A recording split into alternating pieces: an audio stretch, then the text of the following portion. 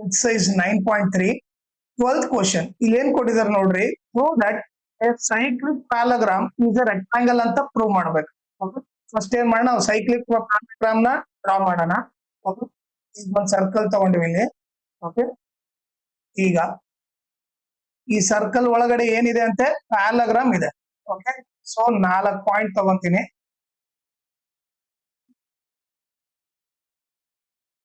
Okay ಇದನ್ನ A ಇದನ್ನ B ಇದನ್ನ ಸಿ ಇದನ್ನ ಡಿ ಅಂತ ಬರ್ಕೋತೀನಿ ಓಕೆ ಇದನ್ನ ಜಾಯಿನ್ ಮಾಡೋಣ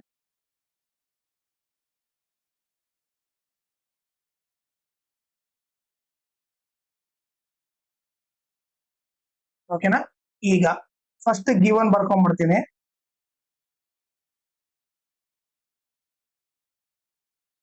ಗಿವನ್ ಏನಿಲ್ಲಿ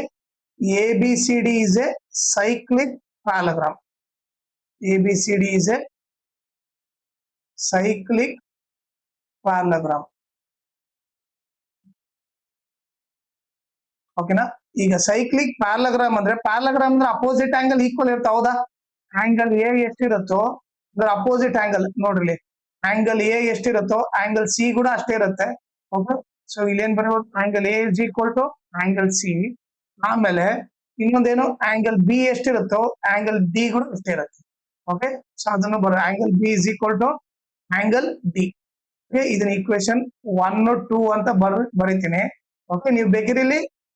ರೀಸನ್ ಬರಿಬಹುದು opposite angles of a parallelogram are equal ಅಂತ ಬರಿಬಹುದು opposite angles of a parallelogram are equal ಅಂತ ಬರಿಬಹುದು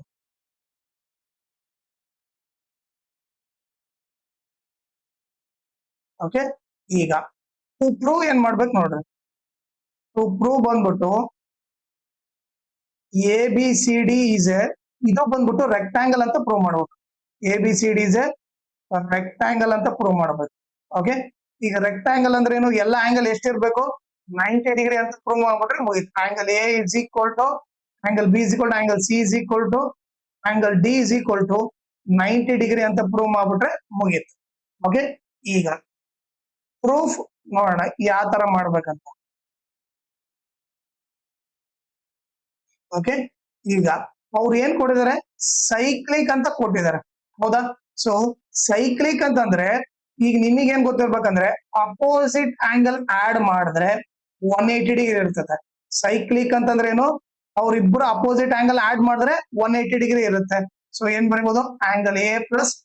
angle C is equal to 180 degree ಅಂತ ಬರೀಬಹುದು ರೀಸನ್ ಏನು ಸಮ್ ಆಫ್ ಅಪೋಸಿಟ್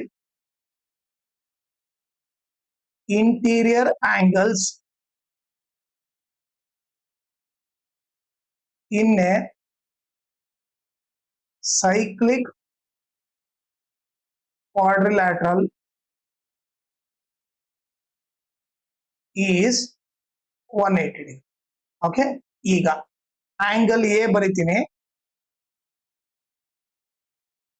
ಪ್ಲಸ್ ನೀವೇ ನೋಡ್ರಿ ಸಿ ದಲ್ಲಿ ಏನ್ ಬರಿಬಹುದು ನಾನು ಸಿ ದಲ್ಲಿ ಏನ್ ಬರಿಬಹುದು ಎ ಅಂತ ಬರಿಬಹುದು ಸೊ ಇಲ್ಲಿ ಸಿ ದಲ್ಲಿ ಏನ್ ಬರಿತೀನಿ ನಾನು ಎ ಅಂತ ಬರಿತೀನಿ angle A plus angle A is equal to 180 degree A plus A ಏನಾಗುತ್ತೆ 2 angle A is equal to 180 degree ಆಯ್ತು angle A is equal to 180 into 2 ಈ ಕಡೆ ಬಂದ್ರೆ ಡಿವೈಡ್ ಬೈ 2 ಆಯ್ತು 2 1 ಜಾ 2 90 ಜಾ angle A is equal to 90 degree okay ಈಗ angle A 90 ಅಂದ್ರೆ ಸಿ ಕೂಡ ಎಷ್ಟಾಗುತ್ತೆ 90 degree angle A is equal to angle C is equal to 90 degree okay so ಅದನ್ನ ಇಲ್ಲಿ ಬರ್ಬಿಡ್ತೀನಿ angle A is equal to angle C is equal to 90 degree ಇದನ್ನ ನಾವು equation 3 ಅಂತ ಕರೆಯೋಣ ಓಕೆ ಇಲ್ಲಿ ಬರ್ತೀನಿ ಇದು ಈಕ್ವೇಶನ್ 3 ನ ಇಲ್ಲಿ ಬರ್ದ್ಬಿಟ್ಟೆ ಓಕೆನಾ ಅದೇ ರೀತಿ ಓಕೆ ನಾವೇನ್ ಮಾಡೋಣ ಈಗ ಇದನ್ನ ಎರೇಸ್ ಮಾಡ್ಬಿಡ್ತೀನಿ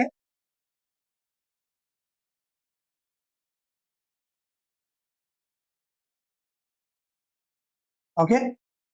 ಅದೇ ರೀತಿ ಈಗ ನೀವು ನೋಡಿದ್ರೆ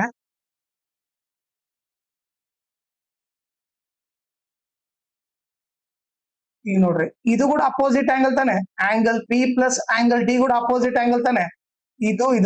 1 2 ಅಪೋಸಿಟ್ ಆಂಗಲ್ ಅನ್ಕೊಂಡ್ರೆ 3 4 ಇವ್ರಿಬ್ರು ಕೂಡ ಅಪೋಸಿಟ್ ಆಂಗಲ್ ತಾನೆ 3 4 ಕೂಡ ಅಪೋಸಿಟ್ ಆಂಗಲ್ ಇವ್ರಿಬ್ರು ಸೇರಿ ಕೂಡ ಎಷ್ಟಿರುತ್ತೆ 180 degree so angle B plus angle D ಕೂಡ ಎಷ್ಟಿರುತ್ತೆ 180 ಡಿಗ್ರಿ ರೀಸನ್ ಅದೇ ಬರೀರಿ, sum of opposite interior angle in cyclic quadrilateral is 180 degree ಅಂತ ಬರೀರಿ. ಈಗ ಮತ್ತೆ ಇಲ್ಲಿ ಕ್ಯಾಲ್ಕುಲೇಷನ್ ನೋಡ್ರಿ, ಆಂಗಲ್ ಬಿ ಪ್ಲಸ್ ನೀವೇ ನೋಡ್ರಿ ಆಂಗಲ್ ಡಿ ಇದಲ್ಲಿ ಏನ್ ಬರಿಬಹುದು, ಆಂಗಲ್ ಡಿ ಇದಲ್ಲಿ ನಾನು ಏನ್ ಬರಿಬಹುದು, ಬಿ ಅಂತ ಬರಿಬಹುದು. ಇಲ್ಲಿ ಈಕ್ವೇಶನ್ 2 ಇಂದ angle B plus angle B is equal to 180, angle B plus angle B 2 angle B is equal to 180 degree ಆಗುತ್ತೆ. Okay, angle B is equal to 180 into 2 ಈ ಕಡೆ ಬಂದ್ರೆ ಡಿವೈಡ್ ಬೈ 2 ಆಯ್ತು. 2 1 ಜಾ 2 90 ಜಾ ಆಂಗಲ್ ಬಿ ಎಷ್ಟಾಯ್ತು, 90 degree ಆಯ್ತು. Angle B 90 ಅಂತಂದ್ರೆ ಆಂಗಲ್ ಡಿ ಕೂಡ ನೋಡ್ರಿ ಈಕ್ವೇಶನ್ 2 ಇಂದ ಆಂಗಲ್ ಬಿ 90 ಅಂದ್ರೆ ಆಂಗಲ್ ಡಿ ಕೂಡ 90 ಆಗುತ್ತೆ. ಓಕೆ, ಇದನ್ನ ನಾನು ಈಕ್ವೇಶನ್ 4 ಅಂತ ಕರಿತೀನಿ. ಆ ಈಕ್ವೇಶನ್ ಇಲ್ಲಿ ಬರೆಯೋಣ. Angle B is equal to angle D is equal to angle D is equal to ಏನಾಯ್ತು, 90 ಡಿಗ್ರಿ ಆಯ್ತು. ಇದು ಈಕ್ವೇಶನ್ 4. ಓಕೆ, ಸೊ ಈಗೇನ್ ಮಾಡೋಣ, ಇದಿಷ್ಟು ಎರೇಸ್ ಮಾಡ್ಬಿಟ್ಟು ಲಾಸ್ಟ್ ಒಂದು ಸ್ಟೇಟ್ಮೆಂಟ್ ಬರ್ಬಿಡ. ಓಕೆ,